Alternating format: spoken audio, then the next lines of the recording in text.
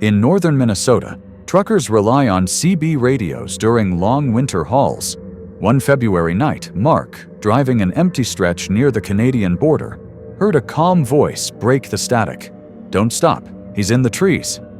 Assuming it was a prank, Mark replied. The voice repeated the warning, this time adding details: his truck color, his license plate, the dent on his rear door. Mark felt ice crawl up his spine. When his fuel light came on, he ignored it and pushed forward. Miles later, he passed a wrecked pickup half buried in snow. State troopers later told him something worse. Earlier that night, a man escaped custody nearby. Officers found footprints leading from the crash straight toward the highway. No CB radios were recovered at the scene. No one ever identified the voice. "My name is Mark Sullivan. I'm 43 years old, and I've been a long-haul trucker for the better part of 20 years now. I've driven every major route across the continental US and even a few up into Canada. In my line of work, you get used to the isolation, the endless stretches of highway, the darkness that seems to swallow everything beyond your headlights. But what happened to me last February on Route 71 near the Canadian border changed everything I thought I knew about being alone.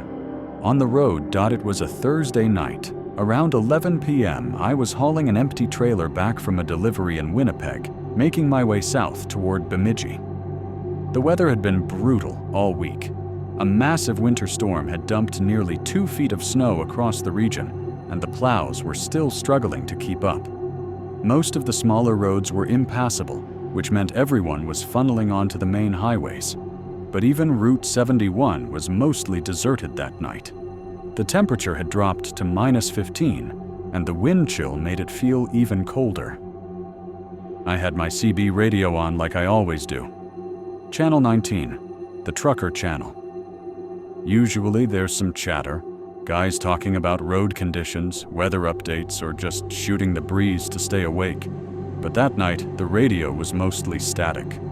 Every now and then I'd hear a brief snippet of conversation, but it would fade out almost immediately. The storm was playing hell with the signals. I was about 40 miles south of the border when I first heard it. A voice cutting through the static, clear as day. It was a man's voice, calm and measured, almost monotone. "Don't stop, he's in the trees." I reached for the CB handset and clicked the button. "Say again? Who's this?" Nothing but static. I figured it was just someone messing around, maybe a trucker further up the road trying to spook whoever was listening. God knows we all get bored enough out here to pull pranks like that. I adjusted the squelch on my radio and kept driving. About 10 minutes later, the voice came back. Same calm tone, same precise delivery. "Don't stop, he's in the trees. Blue Peterbilt, license plate November Delta 7321, dent on the rear passenger door." My hands tightened on the wheel. That was my truck, my exact license plate. And yes, I had a dent on the rear passenger door from backing into a loading dock 3 months ago. My heart started pounding in my chest. I grabbed the CB handset again. "Okay, this isn't funny anymore. Who is this? How do you know my truck?" The static crackled for a moment. Then the voice returned. "Keep driving. Don't stop for anything. He's watching the highway." I looked at my mirrors, scanning the darkness behind me. Nothing but empty road and swirling snow. The trees on either side of the highway were thick with snow, their branches hanging low under the weight. In the darkness, they looked like twisted figures reaching toward the road. My fuel gauge caught my eye. I was down to a quarter tank. I'd planned to stop at the truck stop in Warroad, about 15 miles ahead. But now this voice on the radio had me second-guessing everything. Was this some kind of elaborate setup? A robbery? I'd heard stories about truckers being ambushed at remote rest stops, their loads stolen, sometimes worse. I tried a different channel, hoping to reach someone else, anyone who could tell me what the hell was going on. Nothing but static. I switched back to channel 19. "If you can hear me, I need you to identify yourself. Are you law enforcement? State Patrol?" The voice came back immediately. "Keep driving, Mark." He knew my name. My actual name.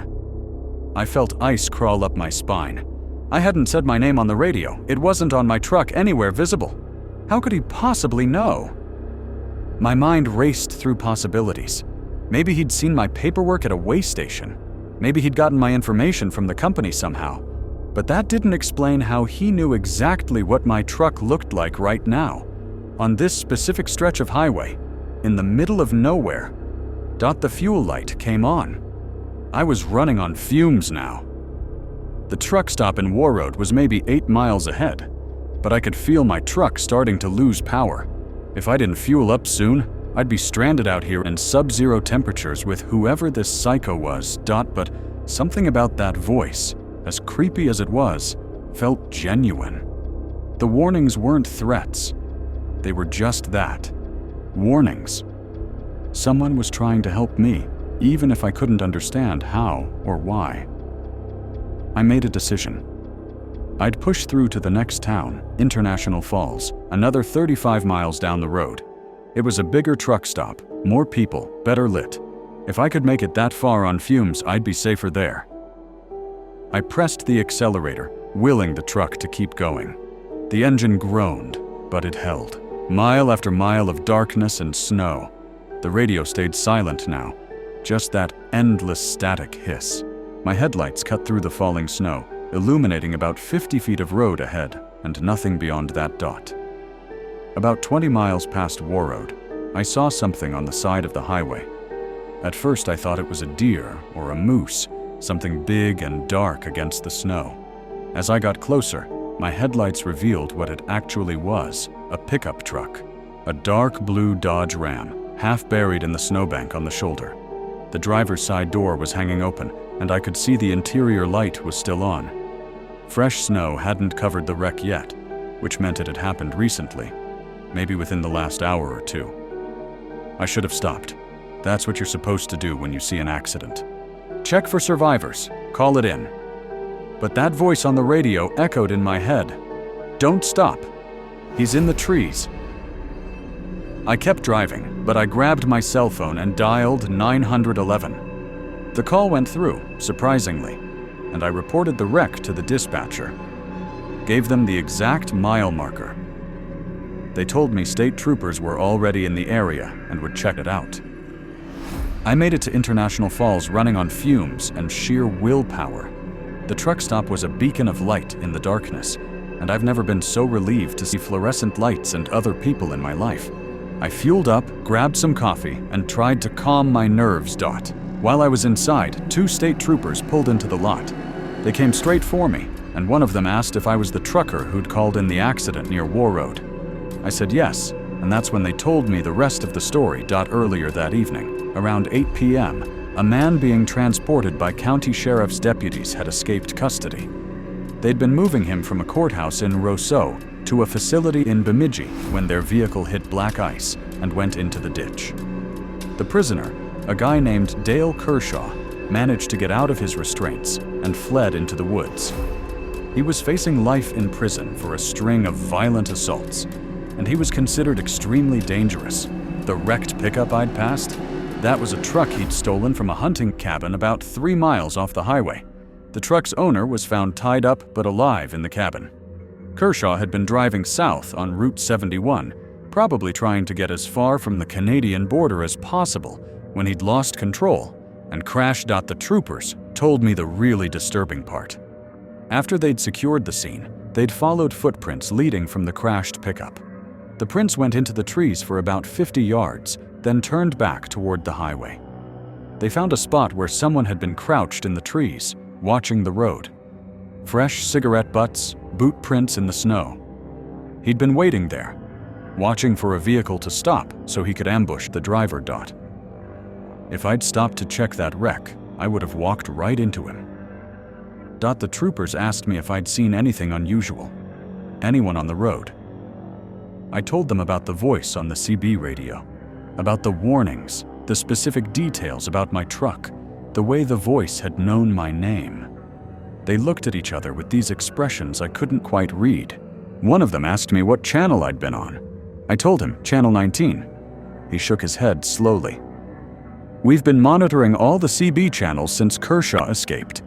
We had units trying to warn truckers and other drivers in the area, but there's been no radio traffic on 19 all night. The storms knocked out most of the repeaters. The other trooper pulled out a notepad. Can you describe the voice you heard? I did my best. Calm, measured, male voice. Almost monotone. He wrote it down, but I could tell they were skeptical. We'll check with dispatch, see if maybe one of our guys was trying to reach you on a different channel and it bled through somehow. But I've got to be honest with you. With the conditions tonight, radio communications have been next to impossible. They took my statement and told me I was free to go. Before they left, one of them put his hand on my shoulder. Whatever made you keep driving past that wreck, you made the right call. We found Kershaw about an hour ago and trying to steal another vehicle at a rest stop. If you'd stopped, we'd probably be having a very different conversation right now. I spent the night at a motel in International Falls. Couldn't bring myself to get back in the truck until morning. I kept thinking about that voice on the radio. The trooper said there was no radio traffic, but I'd heard it clear as day. And it had known things, specific things about me and my truck that no one should have known, Don. Over the next few days, I did some research. Talked to other truckers, checked with my company's dispatch, even called the state patrol to follow up. No one could explain the voice. The troopers confirmed that none of their units had been broadcasting on Channel 19 that night. The nearest CB repeater was 80 miles away and had been knocked out by the storm hours before I'd heard the warnings. I even tracked down information about the wreck and the escape. The prisoner, Dale Kershaw, had a history of violence that made my blood run cold. 3 aggravated assaults, 2 attempted murders, and a string of armed robberies. The guy was a complete psychopath, and he'd been planning to ambush the first vehicle that stopped to help Dot. What haunts me the most isn't just the close call. It's the voice itself. Who was it? How did they know what they knew? How did they broadcast on a dead channel during a communications blackout? Some of my fellow truckers have their theories. One guy swears it was a guardian angel. Another thinks it might have been a deceased trucker still watching over the highways. A few think I just got lucky, that maybe I misheard some garbled transmission and my mind filled in the blanks, Dot. But I know what I heard. That voice was real. It was specific. It saved my life. I still drive Route 71. It's part of my regular rotation. But now, every time I pass that stretch near Warroad, I turn my CB to Channel 19 and I listen. Just in case. I've never heard the voice again. The static hisses and crackles, and occasionally I'll hear other truckers chatting, but never that calm, measured tone that knew my name and my truck and the danger waiting in the trees, Dot.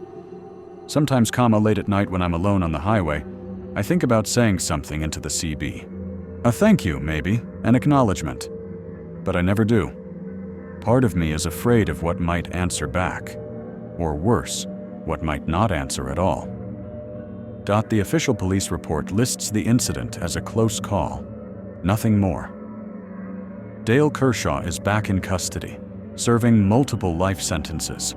The trooper who worked the case told me I was one of the lucky ones, that Kershaw had been planning something much worse than just stealing another vehicle, Dot. But I know the truth. Luck had nothing to do with it. Someone or something was watching that highway that night. Someone who knew exactly what was about to happen and made sure I didn't stop. I still drive trucks. It's what I know, what I'm good at. But I'll never forget that night on Route 71. The voice that shouldn't have existed. The warning that saved my life. And the footprints in the snow leading from the trees back to the highway, where a killer waited for a good Samaritan who never came. If you're ever out there driving alone, and you hear a voice on the radio telling you to keep moving, to not stop, to trust them even when it doesn't make sense, I'm telling you right now, listen to it. Because sometimes, the things we can't explain are the only things standing between us and something far worse. In 2018, a nursing student named Alina took a night shift at an old hospital wing scheduled for renovation. Her job was simple. Check doors, log equipment, keep lights low. During rounds, she found a door marked storage. Inside was a small patient room, bed made, IV stand polished, monitor softly beeping. The problem? That wing's blueprints showed no such room. At 2:17 a.m., the monitor alarmed. The screen flashed a heart rate. Her name appeared as the patient. Footsteps echoed behind her. Alina ran. By morning, the door was gone, replaced by a blank wall. Her logbook entry for 2:17 a.m. was already written, in handwriting that matched hers perfectly. My name is Alina Petrova. I'm 24 years old, and I was in my final year of nursing school when this happened. I needed clinical hours to graduate, and St. Catherine's Hospital in upstate New York was offering overnight shifts in their old East Wing. The pay was decent, the work was easy, and most importantly, it counted toward my required hours. What they didn't tell me was why they were so desperate for people willing to work there. Alone, St. Catherine's had been around since 1924. The main hospital was modern enough, but the East Wing was original construction, all dark wood paneling and narrow hallways with floors that creaked no matter how carefully you walked. The hospital had finally gotten funding to renovate the entire wing, which meant it was mostly empty. A few storage rooms, some old equipment waiting to be moved, but no patients. My job was to do security rounds every hour, check that all the doors were locked, log any equipment that needed to be cataloged for the renovation, and keep the lights on low setting to save energy. It was November, and my shift started at 10 p.m. The nursing supervisor, a woman named Margaret who'd worked at St. Catherine's for 30 years, walked me through the East Wing on my first night. She moved quickly, her keys jangling on her belt, barely glancing into rooms as we passed. You'll do round at 11, midnight 1, 2, 3, 4, and 5. Then day shift takes over at 6. Keep your phone charged. Radio's on channel 3 if you need anything, but reception's spotty in some areas. Don't prop doors open, don't let anyone in without proper ID, and if you hear anything weird, it's just the building settling. This place is almost 100 years old. She handed me a logbook, a clipboard with a checklist, and a ring of keys that must have had 40 or 50 different ones on it. Then she left, and I was alone. The first few hours were uneventful. I did my rounds, checked doors, logged equipment. The East Wing had 3 floors, and each floor had about 15 rooms. Most were old patient rooms, now empty except for stripped beds and outdated medical equipment.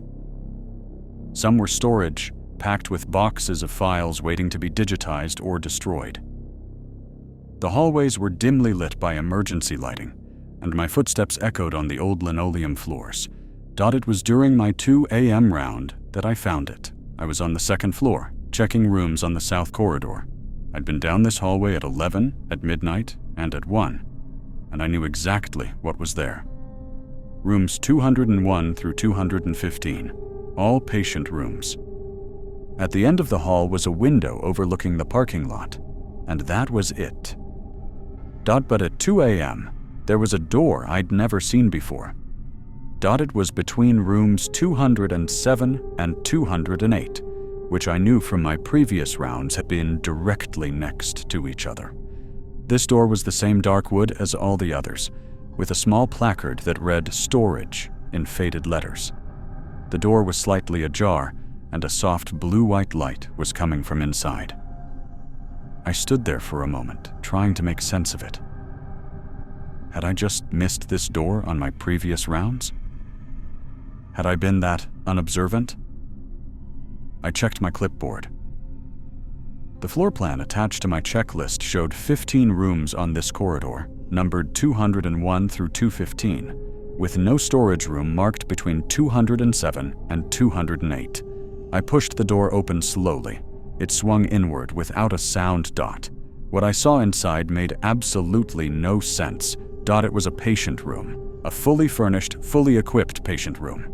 There was a hospital bed in the center, made up with crisp white sheets and a thin blanket.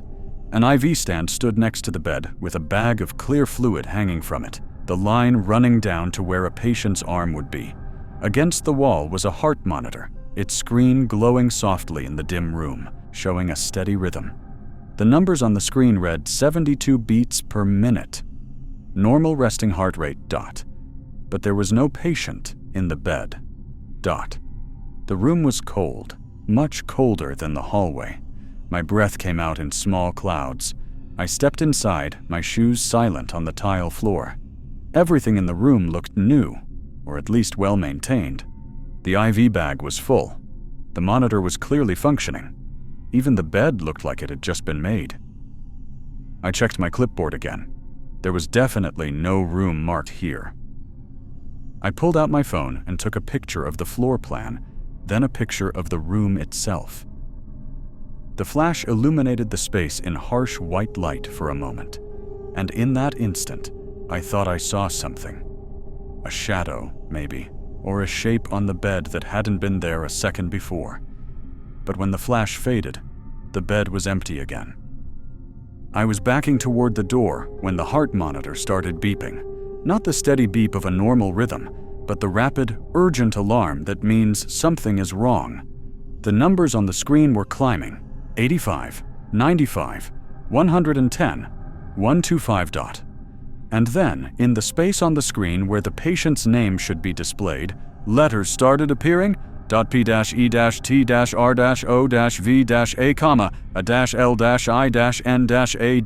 my name, my full name. I felt ice flood through my veins. The room seemed to get colder. The beeping was louder now, more frantic. 140, 155, 170. That quote.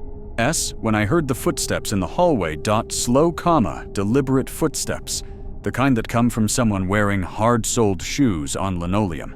They were coming from the direction of the stairwell, getting closer. I ran. I left that room and sprinted down the hallway in the opposite direction, toward the north stairwell. Behind me, I could hear the heart monitor still beeping, that awful, urgent alarm. And under it, those footsteps, still coming, still getting closer. I made it to the stairwell and took the stairs down 2 at a time. On the first floor, I ran straight to the main hospital, through the connector hallway, past the shocked looks of nurses at the main station. I didn't stop until I was in the cafeteria, under bright fluorescent lights, surrounded by people. I sat there shaking for 20 minutes before I could even think about what to do next. Finally, I called Margaret, the nursing supervisor. She answered on the 4th ring, her voice thick with sleep. I told her everything. The door that shouldn't exist.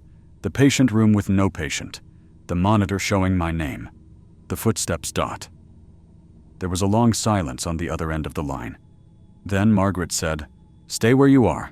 I'm coming in." She arrived 30 minutes later, and we went back to the East Wing together. We took the elevator to the 2nd floor, and I led her down the south corridor to where the door had been. It wasn't there. Between rooms 207 and 208 was just wall. Solid wall, covered in the same faded wallpaper as the rest of the corridor. There was no door, no seam, no indication that there had ever been anything but wall there. "Alina, are you feeling okay? Have you been sleeping enough?" I pulled out my phone to show her the pictures I'd taken. I opened my photo app and scrolled to the most recent pictures. They weren't there. The pictures I'd taken of the floor plan and the room were just gone. In their place was a photo I didn't remember taking. It was a picture of a blank wall, the space between rooms 207 and 208, taken from the exact angle I'd been standing when I photographed the door. Margaret put her hand on my shoulder. "It's a stressful job, working nights alone in an old building. Maybe you should take the rest of the night off." "Weaken the logbook," I interrupted. "I was supposed to log my rounds. Let me check the logbook." I'd left it at the small desk by the elevator where I'd been keeping my things. We walked back to it, and I flipped open to the page for tonight's date. All my entries were there. 11 p.m. round, all clear. Midnight round, all clear. 1 a.m. round, all clear. And then, at 2:17 a.m., there was an entry I didn't remember writing. 2:17 a.m. 2nd floor south corridor checked. Room between 207, 208 inspected. All equipment functioning normally. Patient stable. The handwriting was mine. I recognized my own writing, the way I made my A's, the loop in my L's. But I had no memory of writing those words. And why would I write patient stable when there was no patient? Margaret took the logbook from my hands and read the entry. Her face went pale. Alina, I think you should go home. I'll get someone to cover the rest of your shift. We can talk about this tomorrow. But I couldn't let it go. Over the next few days, I did research. I went to the local historical society and dug through old records of St. Catherine's Hospital. I found blueprints, old ones from the original 1924 construction.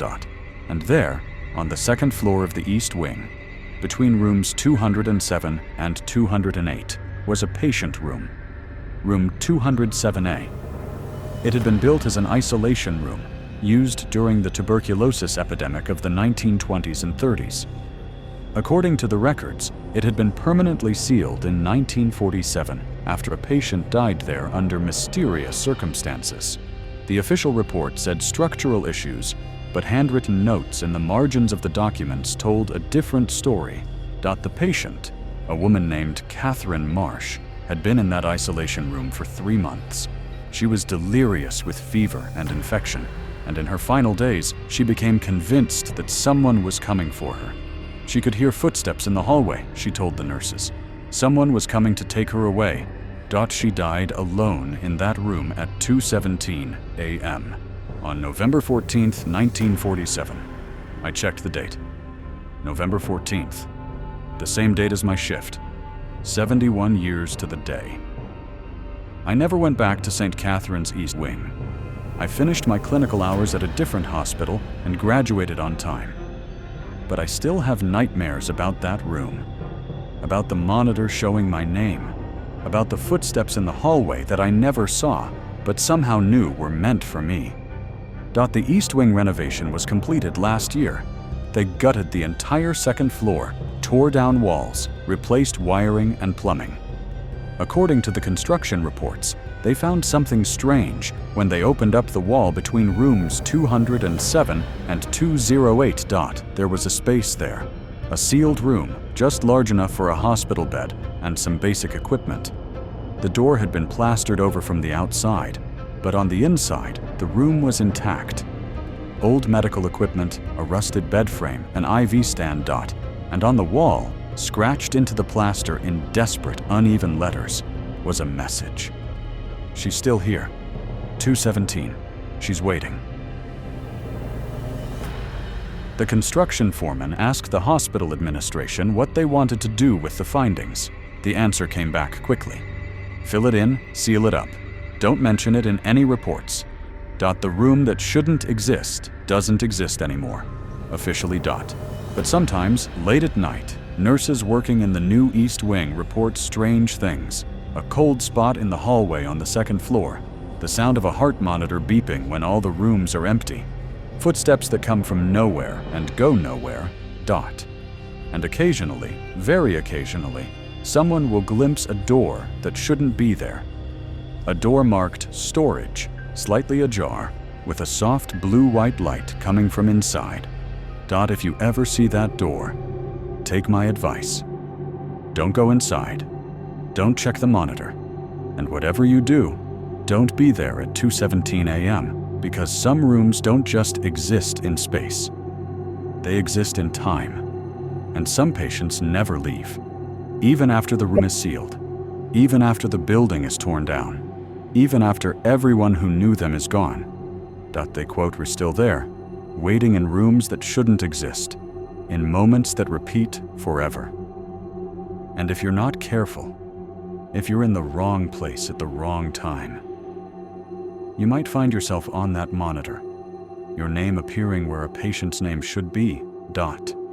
And then you'll hear the footsteps, and you'll understand, finally, what Catherine Marsh understood in her final moments. Someone is always coming, and the room is always waiting. In a quiet Ohio town, emergency dispatchers noticed a pattern: calls from Maple Street that disconnected before details could be given. The address changed every time, but the voice was always the same: panicked, whispering, begging for help. One dispatcher, Carla, recognized it as her own voice. She checked the system logs. The calls were time-stamped 3 minutes in the future. On her drive home after a late shift, Carla turned onto Maple Street to clear her head. Her phone rang. Caller ID. Emergency services. The voice on the line whispered, "He's behind you." Neighbors later reported hearing a scream, then silence. Dispatch records show a final call logged at Carla's home, received exactly 3 minutes before police arrived. My name is Jessica Torres. I've worked as a 911 dispatcher in Millbrook, Ohio for 6 years now. It's a small town, population about 8,000, where the most exciting calls are usually drunk and disorderlies on Friday nights, or the occasional fender bender on Route 34. We're not used to real emergencies here, which is probably why what happened to my coworker Carla Simmons stands out so much. Why it still keeps me up at night. Carla had been dispatching for almost 15 years. She was the kind of person everyone relied on, calm under pressure, detail-oriented, the one who trained all the new hires. She'd heard it all, and nothing rattled her. At least, that's what I thought until those calls started coming in from Maple Street. It began in early September, about 4 months ago. I was working the day shift when Carla came in looking like she hadn't slept. She pulled me aside before the shift change briefing and asked if I'd been getting any weird calls lately. I told her no, nothing out of the ordinary. She nodded slowly, but I could tell something was bothering her. "Last night, I got 3 calls from Maple Street," she said. 3 different addresses, all within an hour. Each time, same thing. Someone whispering, panicked, asking for help. But before I could get any details, the line would go dead. When I tried calling back, the numbers were disconnected. Maple Street runs through the older part of Millbrook, about a mile long, lined with houses built in the 1950s. Decent neighborhood, quiet families, retirees, not the kind of place where you'd expect repeated emergency calls in the middle of the night. "Could be kids pranking," I suggested. "You know how it gets around Halloween season." Carla shook her head. "That's what I thought at first. But the voice, Jess, there was real fear in it, and the way it kept cutting out, it wasn't like someone hanging up. It was like the connection was being severed."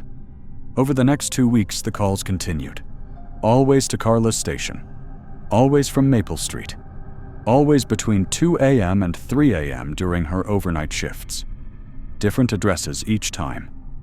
1247 Maple Street, 1893. Maple Street, 1634 Maple Street. But the same whispered voice, the same desperate plea for help, the same abrupt disconnection. Carla started logging every detail. She'd note the exact time, the address given, any background sounds she could hear. She sent officers to check the addresses, but they never found anything. Half the time, the houses were dark and locked up tight, residents asleep and confused about why police were knocking on their doors at 2:30 in the morning. The police chief started getting annoyed. Resources were being wasted on what looked like prank calls, and he told Carla to stop dispatching units unless she could confirm an actual emergency. But Carla couldn't let it go. She was convinced something was wrong. It was on a Tuesday night, 3 weeks after the calls started, that everything changed. I was covering the overnight shift for another dispatcher who'd called in sick. Carla was there too, working her regular hours. Around 2:15 a.m., her phone lit up. I watched her face as she answered. 911, what's your emergency? I could hear the voice faintly through her headset. That same panicked whisper. I saw Carla go completely still, her hand frozen on her computer mouse. Ma'am, can you speak up? I need your location. More whispers. Then the line went dead.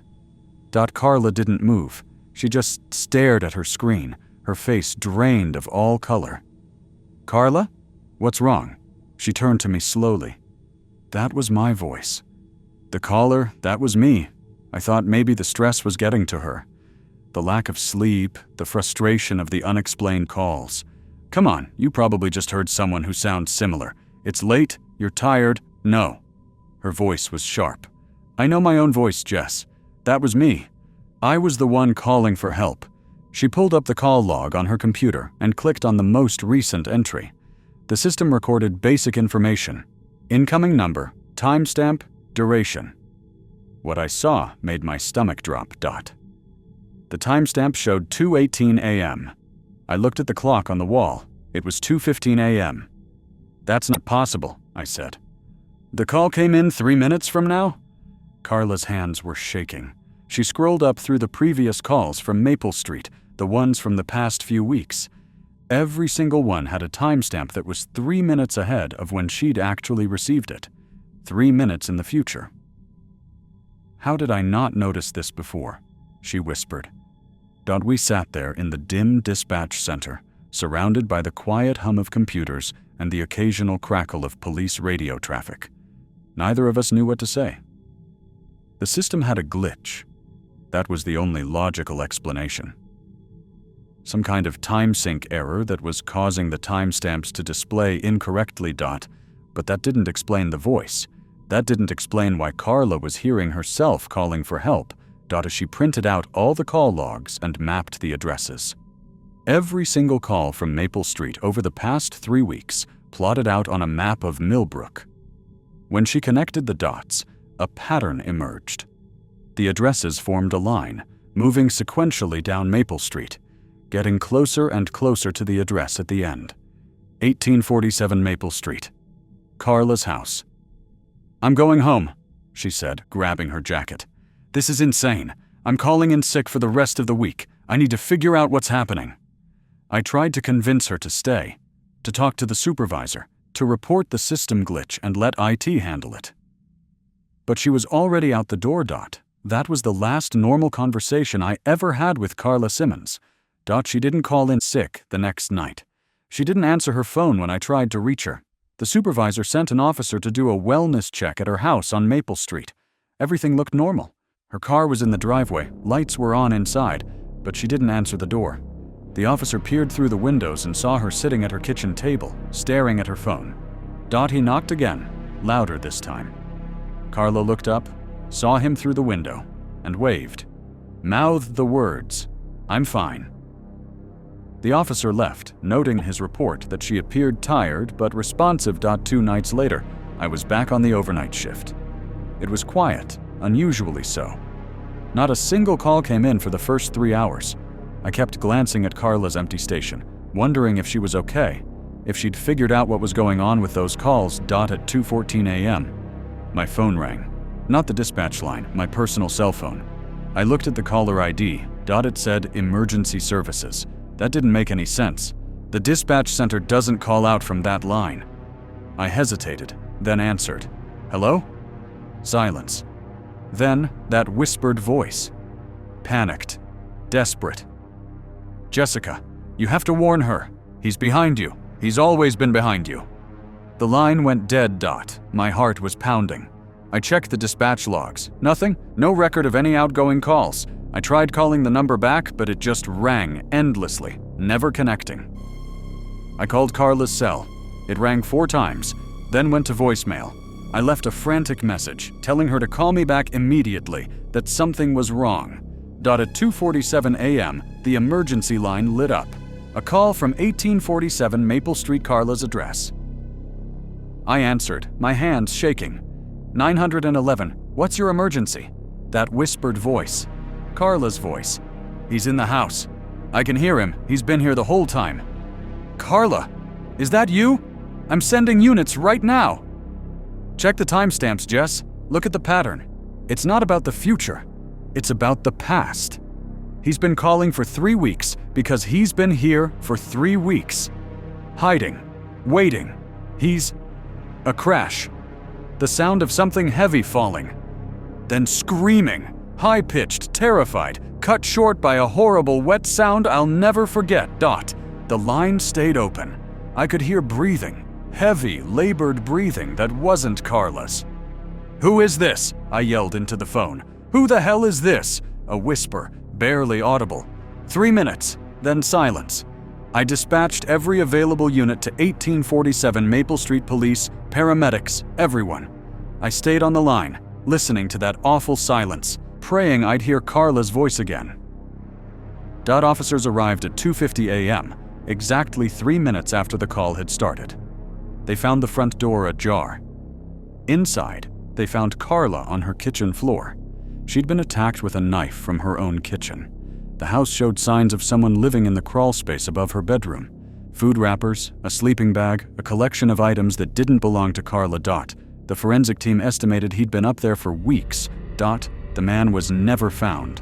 No fingerprints, no DNA matches in the system.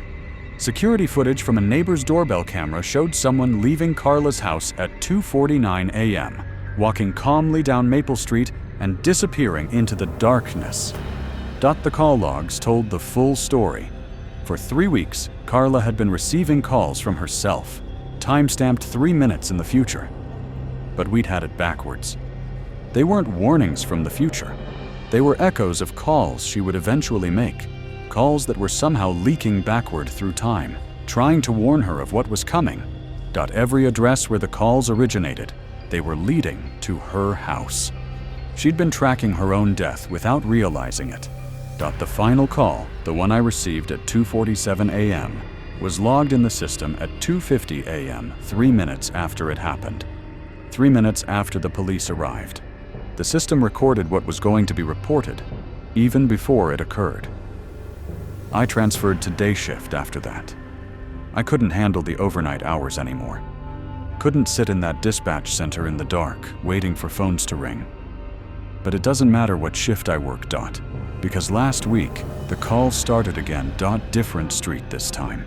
Different addresses. But the same pattern. Same 3-minute delay in the timestamps. Same panicked whispers. And last night I finally heard the voice clearly enough to recognize it. It quote, "S mine." The calls are coming from locations between Maple Street and my apartment, getting closer with each one. I've mapped them out. If the pattern continues, the final call will come from my address in exactly 3 more nights. I quote, "V thought about running, leaving town, changing my name. But Carla tried to fight it. She tried to change what was coming. And it didn't matter. The timestamps don't lie. They've never lied.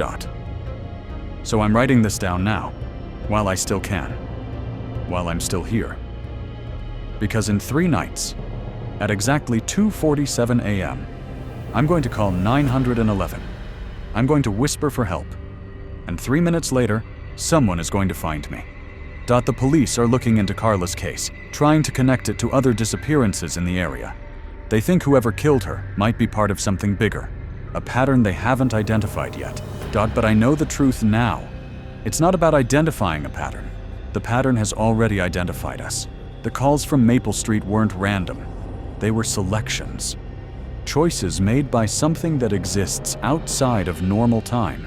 Something that can reach backward and forward simultaneously, marking its targets. The system doesn't have a glitch. It never did. It quote, "S, working exactly as intended. Recording what will be. Warning us of what's already happened. Showing us that time isn't a line moving forward. It's a loop. And some of us are caught in it. If you work emergency dispatch, check your timestamps. If you see calls logged from your own address, 3 minutes ahead of when they occur, don't ignore it. Don't try to fight it. Because 3 minutes is all you get. 3 minutes between the call and what comes after. And when you hear that whisper, that desperate plea for help in your own voice, you'll finally understand what Carla understood in her final moments." He quotes, "Been there the whole time, waiting in the spaces between seconds, in the crawl spaces of time itself. And he's always, always 3 minutes behind you."